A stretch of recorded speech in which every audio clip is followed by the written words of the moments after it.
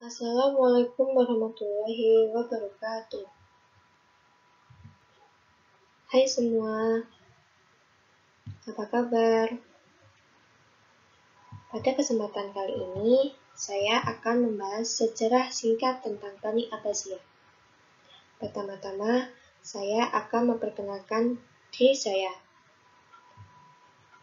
Nama saya Kurnia Nurfinala Arifah, angkatan 2019 dari PAIB Universitas Muhammadiyah Yogyakarta.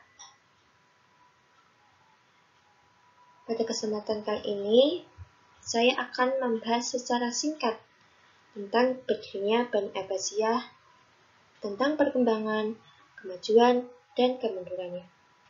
Langsung saja, saya akan membahasnya. Bani Abbasiyah berdiri pada tahun 750 Masehi. Proses lahirnya Bani Abbasiyah ini dimulai dari kemenangan Abu Abbas As-Saffah dalam sebuah perang terbuka melawan Khalifah Bani Umayyah yang terakhir yaitu Marwan bin Muhammad. Nama Abbasiyah ini diambil dari pendiri Abbasiyah, yaitu Abbas bin Abdul Muthalib, paman dari Nabi Muhammad SAW. Khalifah di masa Bani Abbasiyah. Perkembangan peradaban Islam mengalami puncak kejayaan pada masa Abbasiyah. Keadaan itu terjadi karena peran para khalifah dan kebijakan yang mereka tetapkan. Khalifah yang membuat kebijakan dan menjadi khalifah pertama melaksanakan kebijakan ialah Khalifah Harun ar-Rasyid dan putranya Al-Ma'mun. Mereka berdua adalah pembuat kebijakan tentang kewajiban talabul ilmi dan mereka sangat cinta ilmu. Dari ke-37 Khalifah Abbasiyah yang memerintah terdapat beberapa khalifah yang terkenal di antaranya Abu Ja'far al-Mansur, Harun al-Rasyid, Al-Ma'mun, dan Al-Mu'tasim.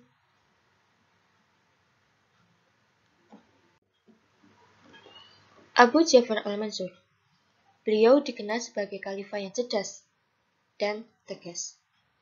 Dialah yang menetapkan 7 kebijakan khalifah yang menjadi pedoman pemerintahan pada masa Bani Abbasiyah.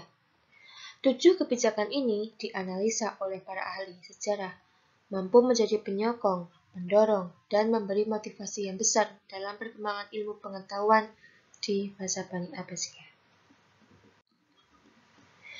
Yang selanjutnya ialah Harun ar-Rasyid. Khalifah Harun ar-Rasyid adalah seorang khalifah yang paling dihormati, alim, dan sangat dimuliakan sepanjang usia menjadi khalifah. Beliau sangat pemurah dan dermawan berhubungan dengan harta benda yang dimilikinya. Pemerintahan Khalifah Harun ar-Rasyid adalah puncak keemasan pada Bani Abbasiyah. Kota Baghdad sebagai ibu kota negara telah mencapai puncak kejayaannya pada masa itu. Pada masa itu terjadi pembangunan besar yang sangat besar-besaran. Infrastruktur yang dibangun dan pemerintahan yang dijalankan dengan baik. Di zaman Harun ar-Rasyid, terdapat juga Baitul Mal, ditugaskan menanggung narapidana dan memberikan setiap orang makanan yang cukup serta pakaian musim panas dan musim dingin. Khalifah Harun ar-Rasyid menjadikan program sosial tersebut di atas sebagai tugas dan tanggung jawab Baitul Mal. Program Harun ar-Rasyid lainnya yang membuat terkenal adalah dengan mendirikan Baitul Hikmah, yang merupakan sebuah institusi kebudayaan terlengkap menjadi tujuan para pelajar Eropa yang belajar dari Islam. Kemudian para pelajar yang dari Eropa kembali lagi ke Eropa, mereka kembangkan menjadi lembaga-lembaga kajian yang menjadi perintis jalan menuju masa Renaissance dan industrialisasi di Eropa pada abad ke-17. Perkembangan Bani Abbasiyah. Bani Abbasiyah mampu menciptakan peradaban yang begitu pesat dan berkualitas. Peradaban ilmu tumbuh dengan begitu pesatnya. Pemerintah banyak memberikan fasilitas untuk orang belajar dan mengajar. Dan masih banyak lagi fasilitas yang dibangun oleh pemerintahan Bani Abbasiyah pada saat itu. Kemudian selanjutnya yaitu kemajuan Bani Abbasiyah. Ditandai dengan tumbuhnya ilmu pengetahuan. Suasana tumbuhnya peradaban di Abbasiyah terjadi setelah perluasan wilayah secara besar-besaran. Faktor yang paling dominan mendorong suasana itu adalah kebijakan dari Khalifah Abu Ja'far, bahwa yang menjadi khalifah harus orang yang mencintai dan dapat mengembangkan ilmu pengetahuan. Suasana keilmuan memang diciptakan oleh khalifah dengan menyediakan segala fasilitas penunjang, lembaga pendidikan, dan perpustakaan. Fasilitas ini disediakan untuk siapa saja yang mau belajar ilmu pengetahuan. Para ulama didatangkan dari berbagai wilayah untuk mengajari orang-orang Islam yang belajar. Kemudian, hasil riset dari para ahli dan tokoh-tokohnya, atau lahirnya para ahli dan tokoh-tokoh. Para ahli ilmu pengetahuan dan ulama atau cendekiawan muslim berhasil menemukan berbagai bidang ilmu pengetahuan, antara lain adalah filsafat, kedokteran, matematika, astronomi, seni ukir, dan bahasa sastra.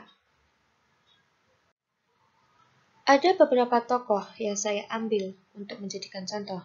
Yang pertama yaitu Al-Kindi di bidang filsafat, Ar-Razi di bidang kedokteran, dan Al-Khwarizmi di bidang matematika.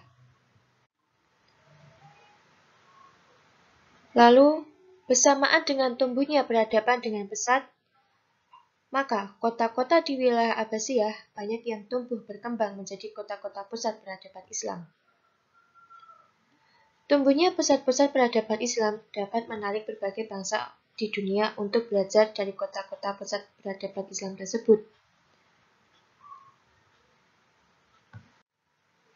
Banyak mahasiswa atau pelajar dari Eropa seperti Inggris dan Prancis berdatangan untuk belajar. Kota-kota yang menjadi peradaban tersebut ialah Baghdad, Samarra,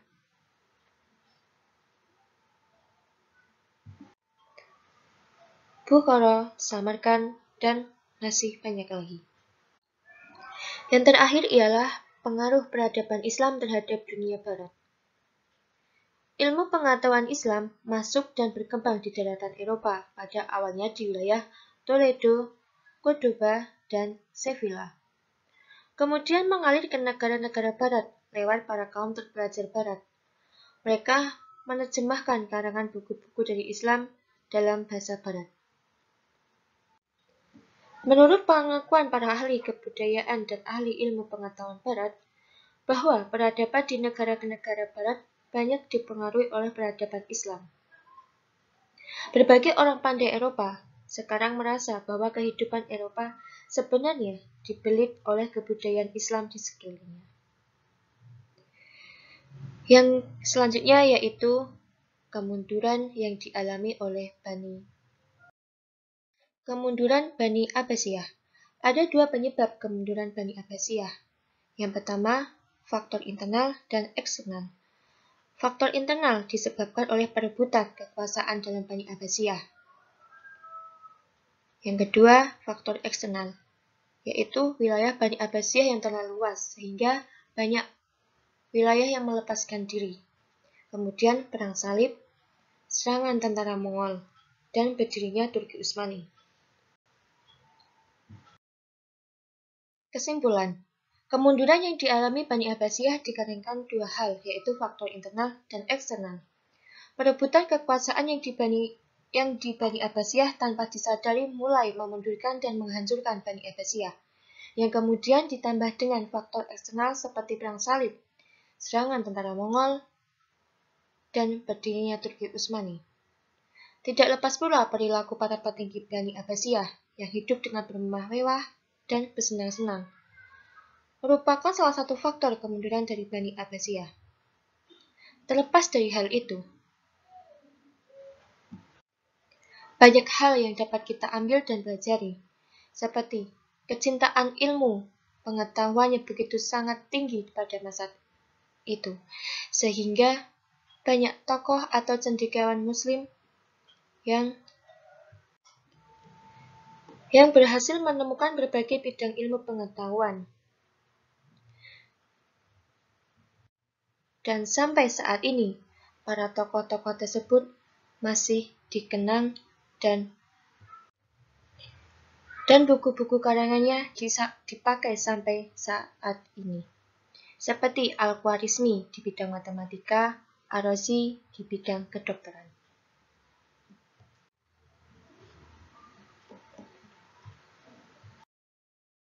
Saya berharap dari video singkat ini dapat membantu atau menambah wawasan pengetahuan semuanya.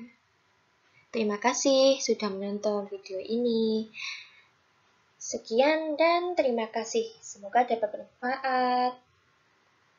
Assalamualaikum warahmatullahi wabarakatuh.